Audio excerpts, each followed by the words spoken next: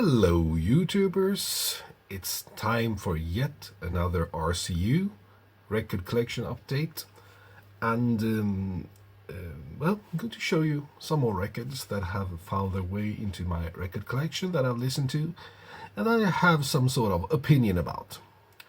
First, we're going to talk about a Swedish band called Det blev handgemäng, and it's a band consisting of 3 men and 1 woman, and they play some sort of mix, some sort of Americana mix with blues and country.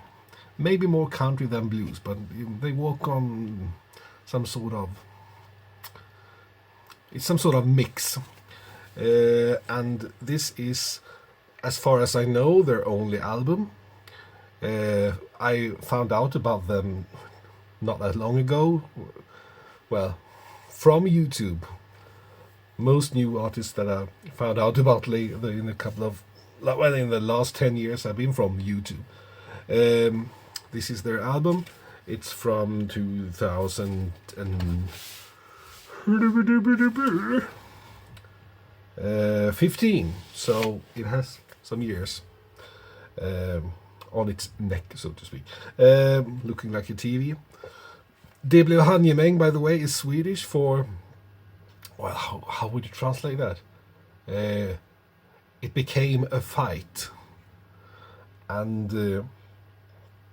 yeah, if you can imagine an old western fight in a saloon, then you can imagine the kind of music that is being played on this album.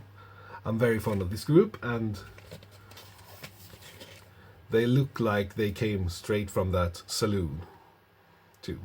Great musicians, great singers. My favorite is Bror Gunnar Jansson. This guy here.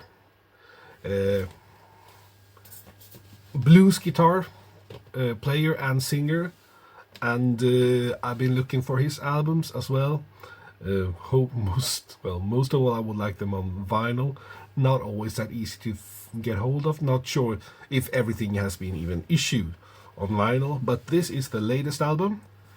They Found My Body in a Bag, and it's like a Swedish blues version of Murder Ballads, Nick Cave's Murder Ballads, because some of the songs are about real Swedish murder cases. One example is the murder of Catherine da Costa. I think the album title song is from that, inspired by that case. And another song about this journalist Kim Wall, who was killed on a submarine.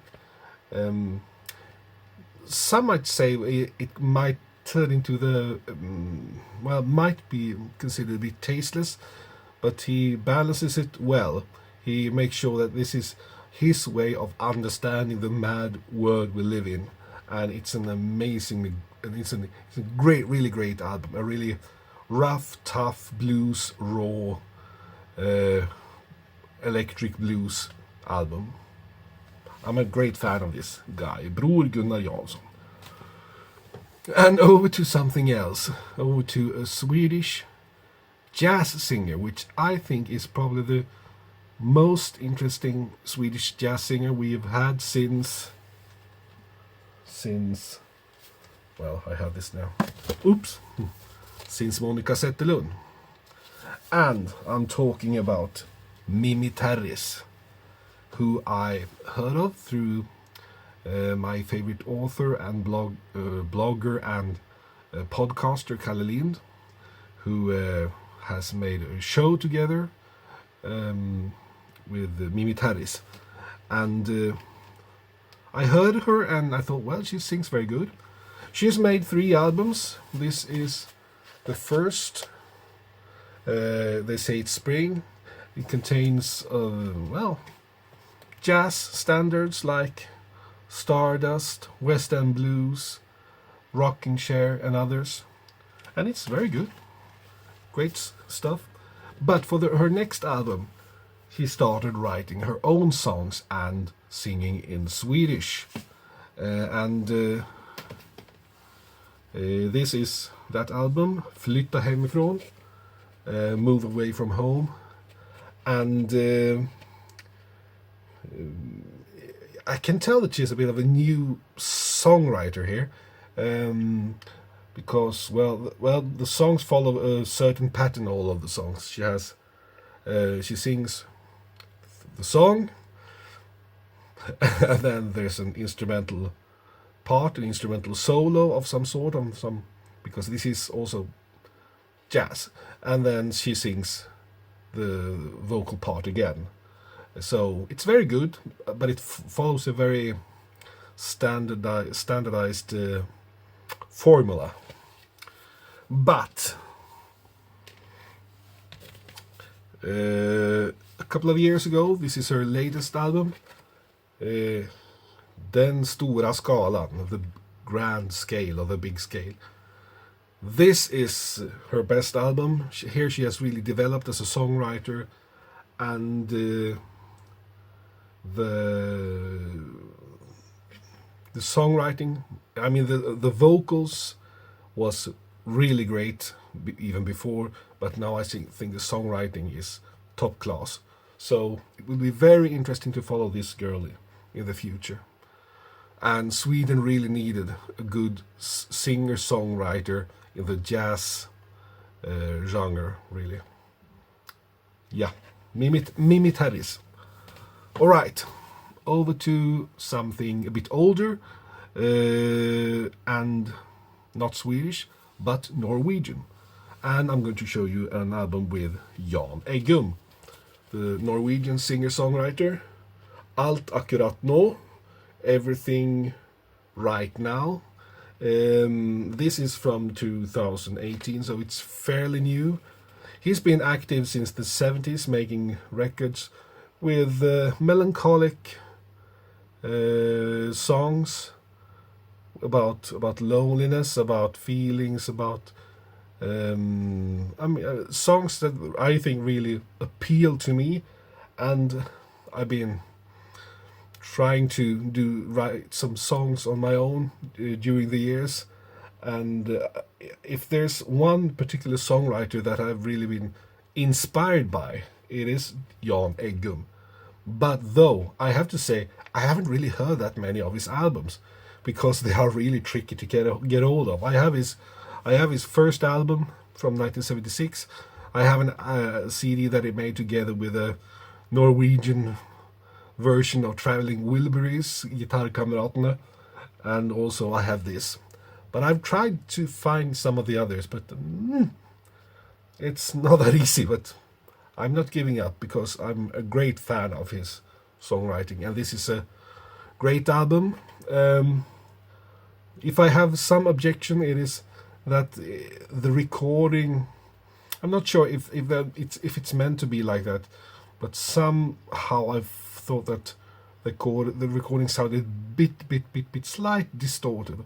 Not that it really disturbed that much, but I would like to have a bit more cleaner sound. I think that fits his voice and his songs much better, but that's just my opinion.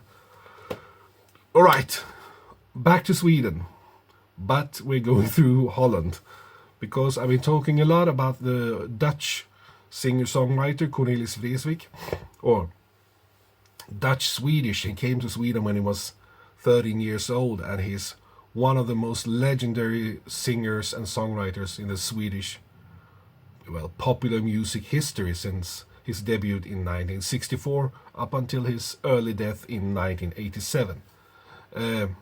He was a legend, and he still is. And also, he had a bit of a short career in Holland, mainly in the 70s, but he's not as big in Holland as he is in Sweden, although he comes from Holland. But the Swedish albums, I've got them all. I think so, at least those that were issued during his lifetime. And his Dutch albums I've been trying to get hold of, and got some. Got 3 of them, but now I get some more. I got this one, Leven and Laten Leven from 1973, which is an album that I knew about. They use the same sleeve as Visor svarta röda. Yeah. And yeah, happy to find that, and I found it fairly cheap too. And then this compilation album, Het Beste van Cornelis Vreeswijk, or however you pronounce it in Dutch, which is a compilation I haven't heard of, but it collects his best material from his Dutch solo albums, apart from the last one that was issued in 1982. This is from the late 70s, so of course we couldn't really include material from that because it hadn't been recorded yet. Right, let's move on. I've been talking about 10 minutes now. A little 10-incher here from 1954. The great blues singers on the London Origins of Jazz label. We got Bessie Smith, Ida Cox, Ma Rainey, and Chippy Hill. An interesting recording with Bessie Smith singing St. Louis Blues to some sort of... she's joined by a big choir, recording in 1929. The sound quality is quite bad even from 1929, so I guess this was never issued before. I'm not sure. I haven't heard about that recording of St. Louis Blues. I've heard other recordings with her as well, but not this one. But fun little 10-incher to have. Okay. Over to another band. A band that mixes progressive rock and flamenco. It's the band Caramba, with Dancing on a Cold Wind on the Regal Zonophone label. I hadn't really heard about these, so I was a bit surprised when I found it. First I went for the Regal Zonophone label because I know, okay, you can find some interesting stuff there, and also it's looked very interesting. And then when looking at these cool guys at the back sleeve, you get really curious on how it sounds. And it's a great mix of progressive rock with lots of flamenco elements. They had members of the group who were flamenco dancers and singers, so quite odd, but very likable. I'm going to look for more material by Caramba. Okay, the next one, the second to last one, is one that I did know about, that I've been wanting to have for some time, but for some reasons I haven't really either bothered getting it or finding a good copy, but for a great price. But now I did. It's The Kick Inside by Kate Bush, her debut album from 1958. Kate Bush, I really like her, even though I wouldn't call myself a fan, but she's a weird girl. But she has a very interesting way of singing, and her songs are very interesting, both lyric-wise and musically. I have yet to be bored by a Kate Bush album, even though I don't have that many. But this is one that I really wanted, especially because of the most famous track, Wuthering Heights, which is probably the first Kate Bush album I heard back in the early 90s when I bought an album called Pop Classics. Sorry. Okay, the last one is an album that, well, I had to check on Discogs. When did I get this? Well, I bought it 8 months ago, and it's been standing in a shelf together with other records that I've bought recently but I haven't listened to yet, because they don't get into these shelves until I've actually listened to it, and then I decide whether they actually qualify for those shelves. But this one does, and I'm very sorry I apologize that it took so long for me to actually sit down and listen to it, but it's Dorothy Moore's Misty Blue.